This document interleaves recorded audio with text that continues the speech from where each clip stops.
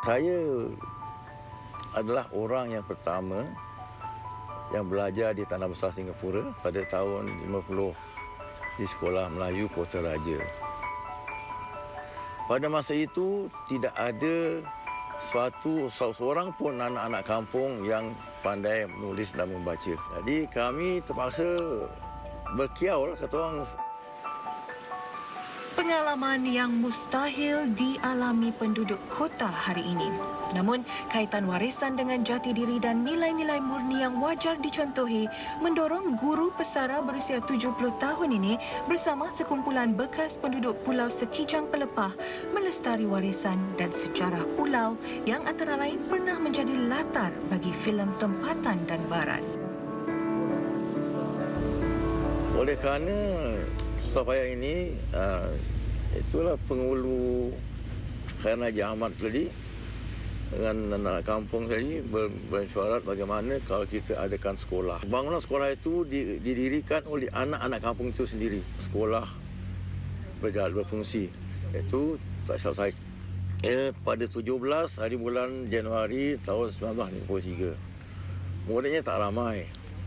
Dalam sekitar 30 orang gitu. Itu pun darjah 1. Orang dah tua-tua, dah umur dah belasan tahun, masih darjah 1 lagi.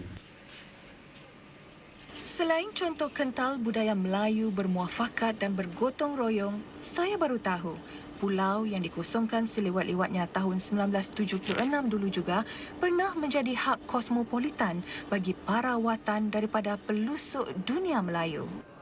Seperti contoh, arwah datuk saya, Husin bin Melati, diangkat untuk mentadbirkan rumah-rumah api. Sistem bagi mentadbirkan rumah api pada ketika itu bersama dengan Tuan McKee yang berpusat di Selat Cengkeh.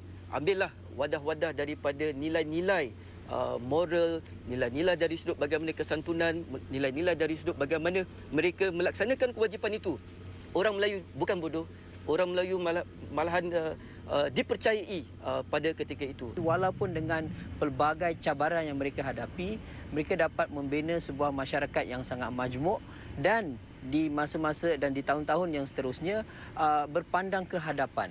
Ini pada saya adalah satu sejarah yang harus kita tekankan supaya generasi pada hari ini dapat melihat pengorbanan yang telah dilakukan oleh generasi yang lalu dan daripada itu mereka dapat mencorak jati diri Melayu mereka. Ini mengenangkan saya akan perbincangan dengan anak muda yang secara perseorangan melestari warisan dengan membukukan, mengajarkan, menuturkan dan yang penting menghidupkan. Sejujurnya saya berpendapat tegas bahawa tokoh-tokoh yang sedia ada merupakan simbol-simbol semata. Kita boleh bina, barangkali seluruh Singapura boleh menjadi satu taman peringatan. Namun kalau tidak ada gerakan untuk menghidupkan nilai-nilai sebalik tokoh tersebut, saya rasa tiada gunanya. Kalau boleh saya rumuskan apa yang anda cuba katakan, ialah kita perlu ada satu gerakan di kalangan masyarakat untuk menghidupkan semula nilai-nilai ini supaya memori yang penting dalam membina jati diri kita ni tidak hilang. Ya, betul. Dan saya rasa gerakan tersebut seharusnya merupakan satu gerakan kolektif. Kesedaran bahawa terdapat beberapa gerakan kolektif seperti Jawatan Kuasa Kajian bagi Melestari Warisan Pulau Sekijang Pelepah ini membuat saya bersyukur. Moga dengan adanya mereka, warisan pembentuk jati diri kita akan terus terpelihara. Yang saya terkilap pada hari ini, tidak ada harta khazanah itu dan juga artifak-artifak yang ada di pulau itu tak dapat selamatkan. Kerana ketika berpindah pada akhir tahun 75, semuanya telah musnah. Kemudian gambar-gambar yang pada masa itu tidak berapa eloklah. Bila kena air, dia kembang, melekat dan hancur semua sekali. Sayang itulah tak dapat diselamatkan. Bukan macam sekarang, dapat gambar aja, scan dalam komputer dah selamat.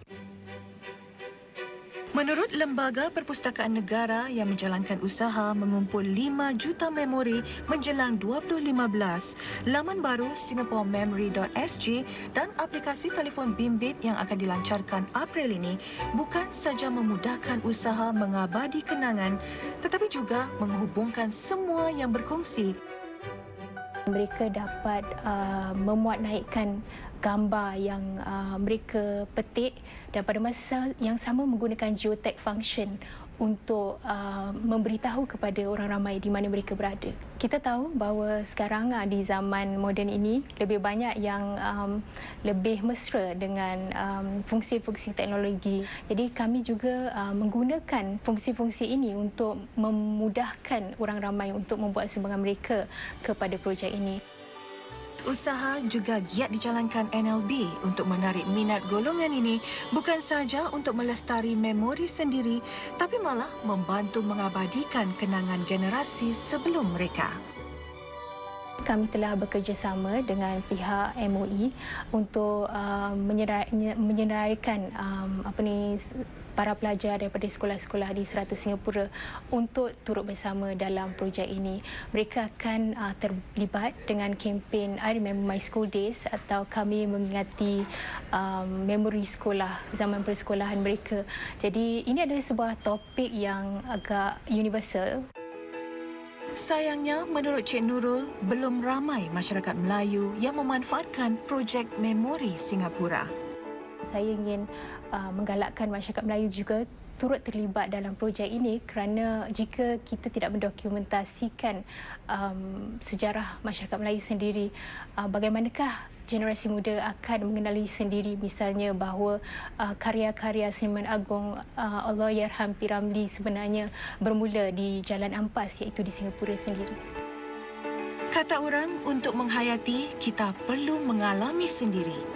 Yang menarik, rancangan kumpulan kajian Pulau Sekijang Pelepah bukan saja untuk membukukan sejarah sosial penduduknya, menghasilkan dokumentari dan malah filem mengenai sejarahnya, tapi juga untuk mengadakan pameran ala museum supaya artifak-artifak yang dikumpul daripada bekas penduduk berbeza dapat diapresiasi golongan muda. Saya mewakili generasi ketiga. Kami berusaha dan kami ada daya usaha untuk melestarikan sejarah ini. Tapi sekiranya kalau tiada sokongan yang padu yang mungkin datang daripada pihak-pihak agensi yang bekerjasama dengan kami, maka saya rasa rugilah. Tapi syukur Alhamdulillah pada hari ini sebahagian anak-anak Pulau Sekijang Pelepah telah berjaya, yang ada telah pergi ke Menara Gading. Saya bersyukur sangat kepada Allah. Mudah-mudahan mereka akan terus berjaya dan berjaya dan berjaya hingga ke akhir zaman.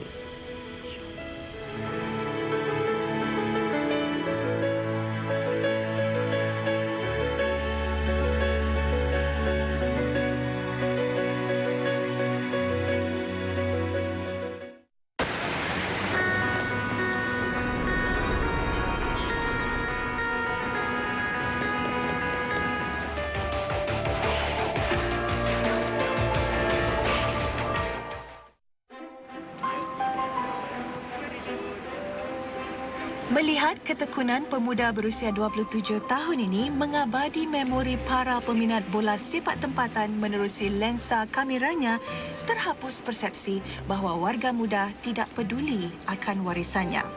Globalisasi dituduh menjadi penyebab. Lantas mungkinkah atas dasar kesedaran ini terasa bahang gelombang nostalgia yang melibatkan berbagai usaha melestari warisan dan kenangan di Kota Singa? Satu daripada masalah yang kita hadapi sekarang ialah kebanyakannya anak-anak muda kita lupa dengan sejarah mereka sendiri, lupa tentang perjuangan dan juga titik peluh orang-orang dahulu. Dan daripada mengetahui apa yang telah dilakukan oleh orang-orang sebelum kita, mungkin kita dapat mencorak langkah dan mengorak langkah menuju ke hadapan dengan lebih baik.